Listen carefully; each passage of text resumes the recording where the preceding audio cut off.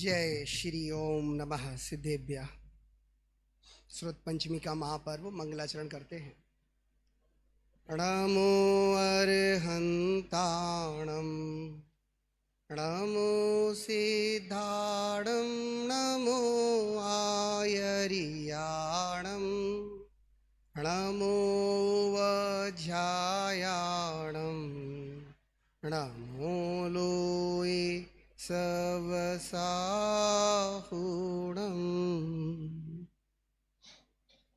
आदरणीय अध्यक्ष महोदय, मेरे साथी विद्वद्गण और उपस्थित सभी साधर्मी सुधीजन, बड़े हर्ष का विषय है कि दिन भी बहुत अच्छा है, पूर्णता की उपलब्धि हो रही है। 12 सत्रों में समय सार का आपने हार्द समझ लिया। ये 13वीं गोष्ठी है जिसे आचार्य देव स्यादवाद अधिकार के हार्द के रूप में आपको समझाना चाहते हैं। गोष्ठी आप सुनने आए हैं, समझने का लक्ष्य रखिएगा। समझना ये है कि आखिर आचार्य ने अलग से फिर ये विवेचना लिखी क्यों, स्यादवाद अधिकार की जरूरत पड़ी क्यों। पूरे अधिकार में से चुने हुए विषय हम सभी वक्तागण यहाँ ले रहे हैं, जिसमें मेरा विषय है चैतन्य आकार की विशिष्टता। विषय पे मैंने तो विचार किया ही है, पर आप सब भी इस पे विचार कीजिए कि क्या ये समय सार का मूल बिंदु है कि चैतन्य आकार की विशिष्टता। चैतन्य आकार विशिष्ट कब है? चैतन्य यानी मैं, जानने वाला यानी मैं। जानता हूं, हाँ जानता हूं। कब कब जानता हूं? सदाकाल जानता हूं। चैतन्य कब है? चेतना और चैतन्य जब उसकी निर्बाध परिणति बह रही है तो वो चैतन्य है। सदाकाल जान रहा है। किसको जान रहा है? किसको? जो जानने में आ रहा है। जानने वाला ज्ञायक और जानने में आने वाले ज्ञेय। ज्ञायक और ज्ञेय की सुंदरता भासती है ना। देखो गजब है ये ताकत। स्यादवाद अधिकार लिखते ही आचार्य को विकल्प आया होगा कि देखो जिनागम को समझने के लिए भंग समझना जरूरी है। तो भंग कितने होते हैं भाई? 7 होते हैं। पर तुम स्यादवाद अधिकार पढ़ के आओ ना। अभी अभी हमारे अनुज भाई, हाँ 7 नहीं हुए, फिर कितने हो गए? 14। पंडित जी आप तो बढ़ाते जा रहे हो। 14 भंगों से वस्तु की व्यवस्थित शुद्धि नहीं हुई तो गड़बड़ी होगी। और 14 भंग भी स्मरण करना मुश्किल बात नहीं। तत् अतत् एक अनेक नित्य अनित्य। 6 तो ये यथावत है, जोड़े वाले। तत् अतत् एक अनेक नित्य अनित्य। और सत और असत का जो स्वरूप है, जिसके भीतर बैठा हुआ जो द्रव्य क्षेत्र और काल भाव है, उसमें जो क्षेत्र की सुंदरता है वो मेरा विषय है कि ये चैतन्य अपने क्षेत्र में बसता है। ये चैतन्य ज्ञेयों को, ज्ञायक ज्ञेयों को जानता है। ज्ञेय ज्ञान में आ जाते हैं ना बहन, आ जाते हैं। ज्ञेय ज्ञान में नहीं आते तो ज्ञान ज्ञेयों में चला जाता है। चला जाता है क्या? नहीं, ज्ञान ज्ञेयों में नहीं जाता। अरे तो ये परिणमन हुआ कैसे? ज्ञान ज्ञेय में नहीं आया, ज्ञेय ज्ञान में नहीं गया। ज्ञान ज्ञेय दोनों अलग अलग रहे। यही तो चैतन्य की विशिष्टता है कि ओ हो अनंत काल से पूरे समय सार का सार इस एक 255 नंबर काव्य में, आदरणीय भाई साहब 255 नंबर काव्य की सुंदरता है, जिसमें अज्ञानी को सबसे पहले आचार्य कह रहे हैं पशु। सोच रहे हो आप? आचार्य जब हमारी मूर्खता का प्रतिपादन करते हैं तो कभी कठोर भी होते हैं। और माँ का स्वभाव है, कुम्हार का स्वभाव है, कहाँ कठोर होना है और कहाँ कोमल रहना है। लिखा है, देखो यदि आप उसमें देख सको तो देखना। पशु अर्थात सर्वथा एकांतवादी अज्ञानी। पशु का स्वरूप भी बता दिया भाई साहब। हर किसी को पशु, पशु यानी कौन? वो जो 4 पैरों पे चल रहे हैं, चौपाया है। आहा, पहला शब्द मतलब एक एक वाक्य, एक एक लिटी इतना रस भरती है जिसमें तुम्हें चैतन्य के आकार की विशिष्टता झलकती है। बहुत सुंदर है। मेरा पूरा काव्य विवेचन, आधार, चिंतन 255 नंबर का काव्य है। यदि आपको यहाँ मिल जाए तो ठीक, नहीं तो आप अपने बल से शोधिएगा कि पशु अर्थात कौन? सर्वथा एकांतवादी अज्ञानी। स्व क्षेत्र में रहने के लिए भिन्न भिन्न पर क्षेत्र में रहे हुए ज्ञेय पदार्थों को छोड़ने से ज्ञेय पदार्थों के साथ चैतन्य के आकारों का भी वमन करता हुआ, अर्थात ज्ञेय पदार्थों के निमित्त से चैतन्य में जो आकार होता है उनको भी छोड़ता हुआ, इतनी बात बोली गई। ज्ञेय पदार्थ हैं, ज्ञान उन्हें जान रहा है। ज्ञान ज्ञेयों को जब जानता है तो आपने कहा ज्ञान ज्ञेय के पास नहीं जाता, ज्ञेय ज्ञान में नहीं आता, दोनों अपने अपने क्षेत्र में है ना। तो ये जो ज्ञान ज्ञेय को जान रहा है, तो ज्ञान ज्ञेय को अपने आकार बना के जान रहा है कि ज्ञेयाकार रूप से जान रहा है? हाँ, देखो यहां आप सबके चिंतन की मुझे सहयोग की जरूरत है। ज्ञान ने ज्ञेय को जाना, ज्ञेय जैसा था वैसे आकार रूप जाना कि अपने मन से ज्ञेय का आकार बनाया है? हाँ, अब मुझे सबकी आवाज आती भी नहीं है, खैर गोष्ठी है तो चिंतन मेरा ही मुख्य रहेगा। ज्ञान ज्ञेय को ज्ञेयाकार रूप होकर भी जाने तो भी ज्ञेय रूप होता नहीं, ये सिद्धांत याद रखना। और खरेखर देखें, और खरेखर देखें तो ज्ञान तो ज्ञेयाकार भी होता नहीं। ज्ञान सदाकाल ज्ञानाकार है, तो भाई साहब उसने ज्ञेय को टच किया कि नहीं किया? हाँ, नहीं किया तो जाना कैसे? हाँ हाँ हाँ हाँ, ये पूरे समय सार की सुंदरता, चैतन्य आकार की विशिष्टता यही है बहन, कि जो तुमने जाना, जो जानने में आया, वो जानने में आया तो आदरणीय अभय जी भाई साहब के शब्दों में, यह झलकन भी ज्ञायक है जिसमें है ज्ञेय झलकते।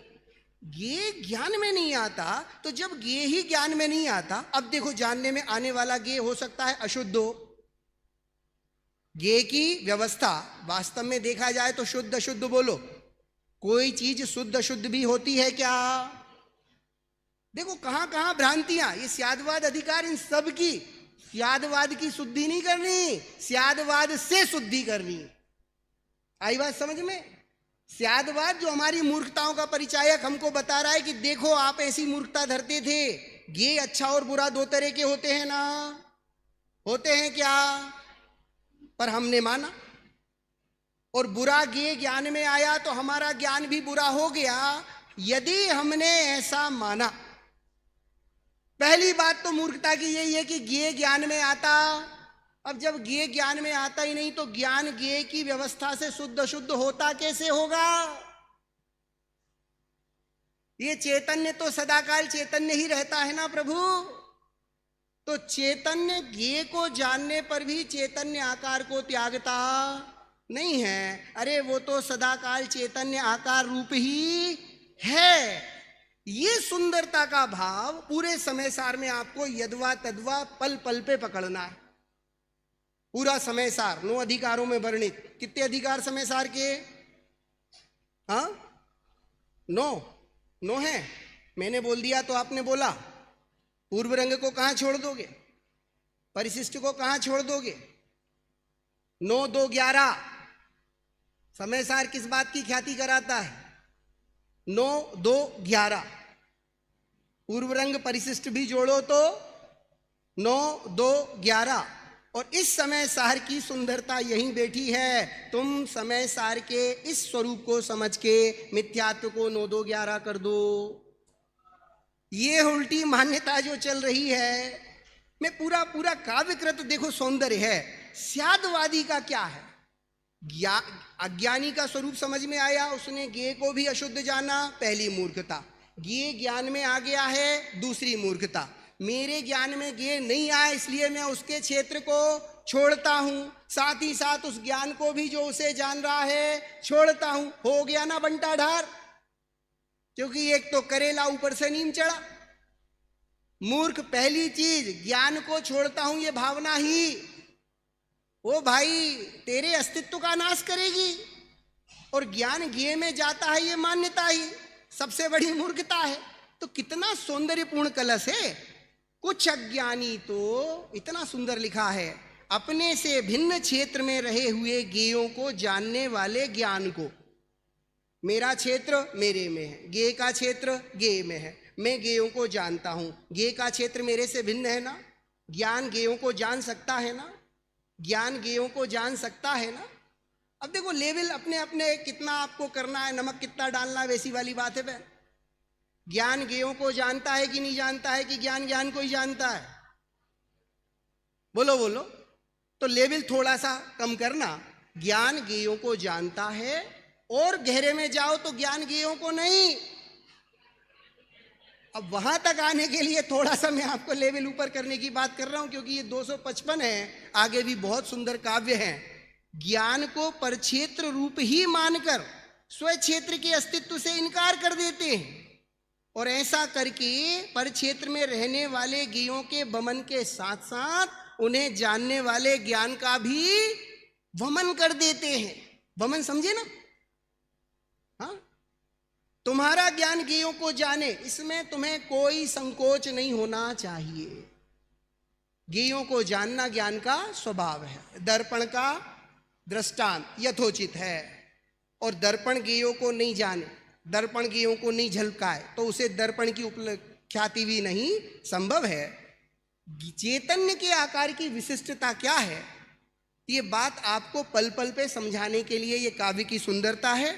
अंतिम बात, उक्त संपूर्ण कथन की मूल बात यह है कि ज्ञान स्वभावी भगवान आत्मा के ज्ञान में पर क्षेत्र रूप ज्ञेय झलकते हैं। पर क्षेत्र में रहने वाले ज्ञेय नहीं, मेरे सामने के क्षेत्र में जो ज्ञेय है, मेरे ज्ञान को उन्हीं को जानने की सामर्थ्य है। ऐसा है क्या? जो अभी ज्ञेय यहां उपलब्ध नहीं है उनको भी तुम जान सकते हो, जान सकते हैं। ये सब आप अपने अंतरंग उत्तर को सुनना, तो हमारी गोष्ठी की सार्थकता होगी। ये गोष्ठी वास्तव में चिंतन का एक वो पहलू प्रदान करती है जिसमें हम विचारें कि आखिर बात क्या बोली जा रही है। समझ में आया ना? विषय तो बहुत है भाई साहब, लेकिन क्या बोले, इस विषय की सुंदरता को समेटना। उन्हें देखकर यह अज्ञानी जीव या तो स्वयं को परक्षेत्र रूप मान लेता है, या परक्षेत्र को निज रूप मान लेता है। अज्ञानी की मान्यता ये है। क्या तुम भी ऐसा कर रहे हो? तो तुमने अभी चैतन्य के आकार की विशिष्टता का बोध हासिल नहीं किया। मेरी विशिष्टता क्या है? मैं पर को जानने पे भी पर रूप होता नहीं, ज्ञान ज्ञेय को जानने पर भी ज्ञेयाकार होता। ये वाली स्थिति तक आ जाना, ये मेरे पूरे चिंतन की सार्थकता होगी। ये विशिष्टता है। तो चैतन्य का आकार विशिष्ट है, बिल्कुल विशिष्ट है। तो फिर चैतन्य का आकार क्या है प्रभु? क्या है भाई चैतन्य का आकार? कैसा? सबको एक कागज पेन दे दिए जाए और कहे अपना चित्र बनाओ, बनाओ बनाओ अपना चित्र बनाओ, ड्राइंग करना। हम लोग करवाते हैं इंदौर में अपने बच्चों के कंपटीशन। बना सकते हैं ना अपन चित्र? चैतन्य के बहन कितने हाथ कितने पैर?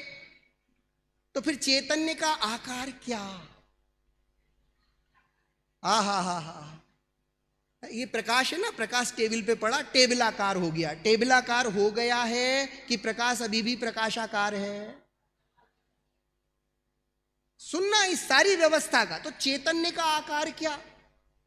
चैतन्य चैतन्य चैतन्य, हे चैतन्य, तू अपने ज्ञान प्रदेशों में, अभी मेरे से अगले वक्ता आदरणीय सोनू जी भाई साहब ज्ञान मात्र सिद्ध करेंगे कि तुम इधर उधर मत भटको।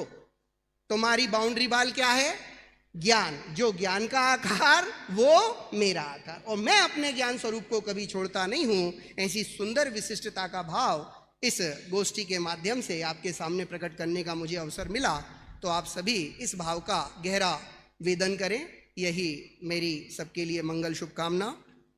ओम नमः सिद्धाय।